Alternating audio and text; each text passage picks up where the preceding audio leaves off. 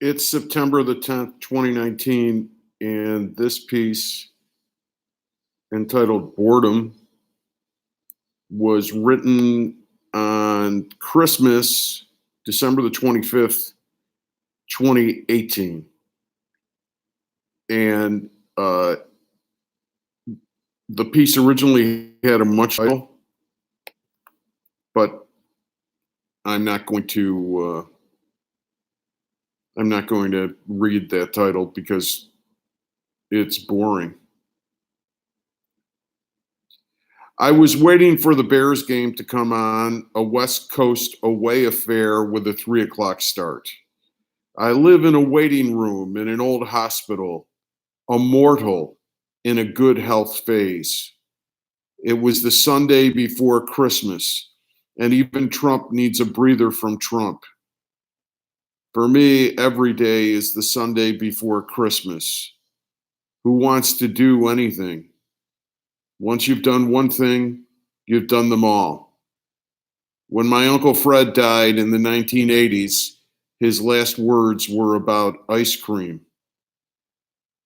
Nothing was on TV. MSNBC featured 24 hours of This Year in the Apocalypse in Review. HGTV broadcast its one show with different hosts discussing open floor plans and mid-century modern furniture. Boredom is a gift. It beats the hell out of terror, resentment, imprisonment, and rage. The shopping, the laundry, and the dishes were done. The escape routes of mundane necessity were closed. Netflix is a library of things to watch when bored, a last resort. I studied the virtual shelves of shows in a virtual coma. Ecclesiastes personified. Nothing is seemingly new under the sun. I came upon, after several minutes of restless searching, comedians in cars getting coffee. Three things that still mildly arouse something in me, resembling interest. The star of the show is Jerry Seinfeld, who did the show about nothing. Seinfeld's guest is the comedian Brian Regan. Seinfeld has matured since he did the show about nothing. He is now bored with shows and talking about nothing. Seinfeld turned to Regan and laid out the theme of the show that they were doing now that disinterested him. People talk to each other all the time. All they do is get together and talk, and then they turn on the TV and watch other people talk to each other. Why? What's the point? Seinfeld's question would be provocative if anyone gave a shit, but no one does. Fittingly, Seinfeld and Reagan didn't bother to explore the question further. They just had a conversation, and I watched it. Samuel Beckett has nothing on Jerry Seinfeld. When someone tells me to shut up, I hear them say, drop dead. I talk, therefore I am. Freud said that when nothing is going on, everything is going on. If he was right, and I think he was, I was bathing in the font of human history on the Sunday before Christmas. Action and activity are not synonyms.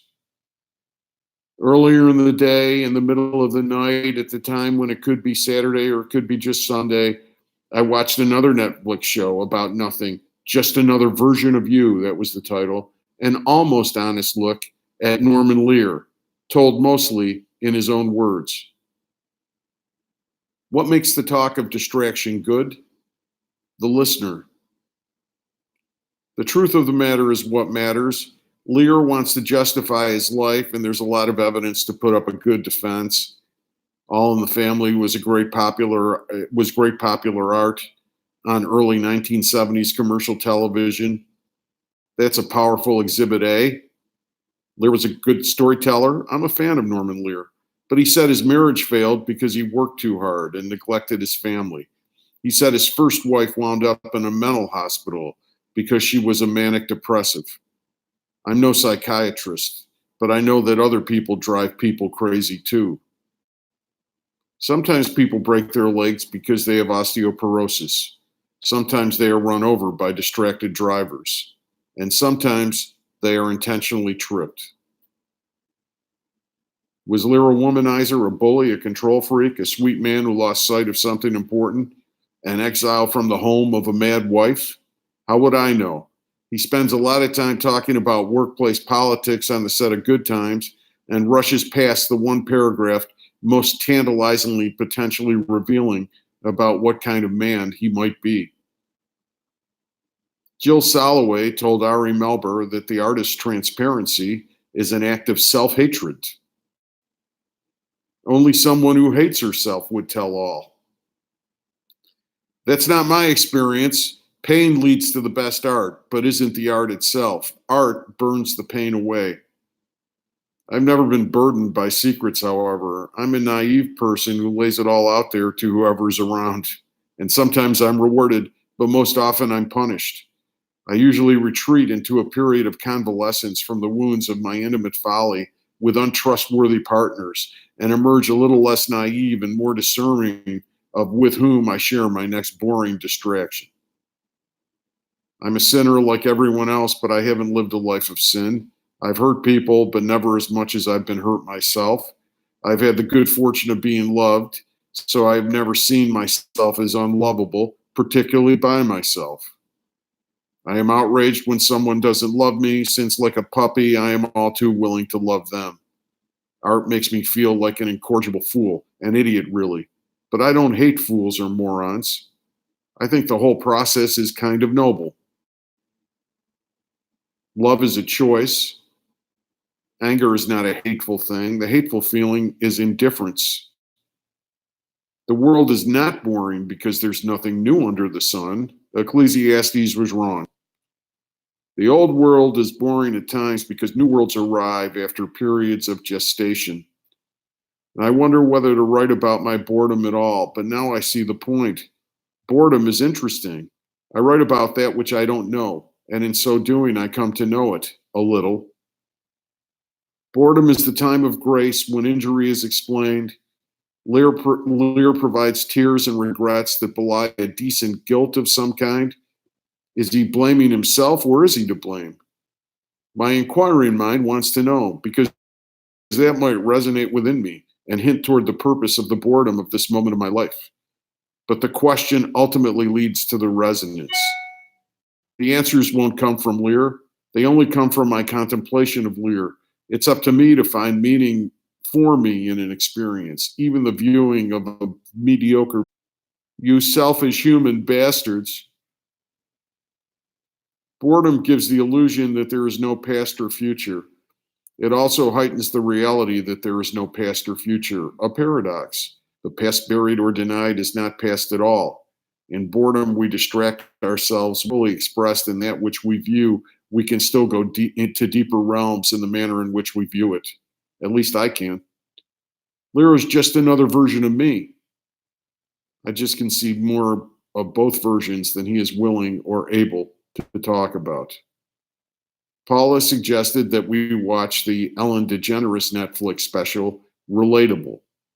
I was surprised how much I related. She gets pissed off at bad drivers in exactly the same way I do. Ellen says that she feels trapped by being nice. I gave up being nice a long time ago. She made a fortune being nice. Oh, how the gilded caged bird sings. She says that she started out writing journals and poetry, and then she had the epiphany that she would be the first woman comic that Johnny Carson would invite to talk to him on the couch. And she quit the journaling. She shows the Tonight Show first appearance clip in Relatable. She presents her success with Carson as the peak moment of her life. I can relate, except I chose the poetry and the journals to be the peak and never aspired to be more than audience for Johnny Carson. Is Jill Soloway condemned to self-hatred because audience like to gawk at car wrecks? Is Ellen DeGeneres constrained from telling all off people because is Ellen DeGeneres constrained from telling all people because people applaud what is nice? Is Ellen DeGeneres constrained from telling all because people applaud what is nice? I have no idea. I just know that I would feel those ways if I were them. My reward for my choices is self satisfaction, occasionally sincere connection, self love, a world that often seems skeptical of me at best, and obscurity. Deal! I am breaking my exclamation point record in a piece about boredom! Exclamation point. I used to admire Joseph Campbell, so I rewatched some of the old Power of Myth show with Bill Moyers on Netflix too. And when I read most of what Campbell wrote in the 1980s, I read for answers. In my boredom in 2018, I could see that Campbell was just a writer telling his personal story. He swoons at the Cathedral at Chartres, not me. Campbell says that we are all heroes living out the same quest in different ways. He says we just need to understand the thread that will lead all of us to a full and conscious experience of life. He says, in so many words, that he is a cartographer that provides a map of the way. He even calls one of his books, or maybe it's a collection of books, a quote, atlas.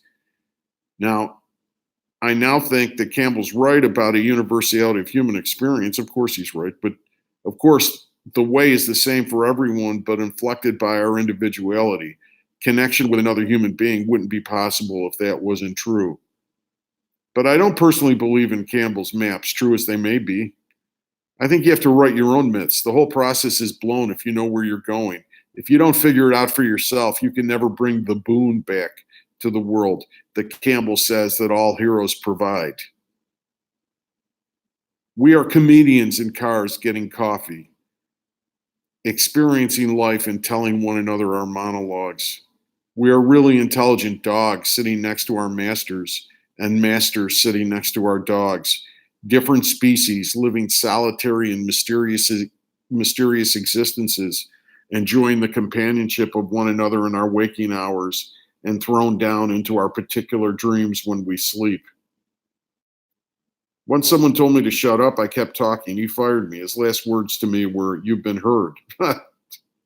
Which brings me to the last talk that filled the inert boredom of the holiday weekend. This porridge was just right. I went to the movies on the morning of Friday, December 21st, 2018. I saw The Favorite. Queen Anne was pathetic, clinically depressed. She had 17 babies either miscarry or die shortly after birth, obese, suffering from chronic gout, insecure, prone to temper tantrums, and totally and covertly in charge. Anne possessed people in a sick way without them knowing it. She used people while they mistakenly believed that they were being used by her, that they were using her. She used people while they mistakenly believed that they were using her. Lady Sarah was Anne's lover. Sarah was a serious person interested in affairs of state. She cared for Anne and also used her relationship with the queen to exert power and influence. Abigail was a former lady who fell on hard times. She was beaten down by the world and resolved to kill rather than be killed. She cared for no one but herself. Abigail wanted privilege rather than power and influence. Sarah, who was Abigail's cousin, naively got Abigail a job in service to the queen. Abigail became Anne's lover. A great line in the movie is delivered by Anne to Sarah as she coldly sends her away. "I like it when she," Abigail, "puts her tongue in me." Abigail lies to Anne about Sarah, and Anne banishes Sarah from the court for good. Before Abigail wins the power struggle, Sarah warns Anne about Abigail's true nature. Anne doesn't believe Sarah.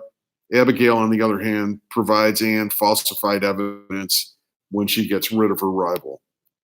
Abigail flaunts her victory over Sarah, and Sarah replies, "You think you've won? We're not competing for the same thing." Anne keeps 17 rabbits in her chamber. They represent her dead children. One day she sees Abigail torturing a bunny with the heel of her shoe. In that moment, she realizes that Sarah was right about Abigail. Anne sees Abigail's meanness once and for all, and Anne commands Abigail to come and have sex with her in an uncomfortable position. Anne likes Abigail's tongue in her, after all. And a friend recently made this observation about competitive betrayal and petty power struggles. The winners get to lie in their own bed. I didn't understand what he meant until I saw The Favorite. The house always wins. I'd rather be in Sarah's shoes than Abigail's. Sarah could start over based upon who she was, not what happened. Abigail was stuck.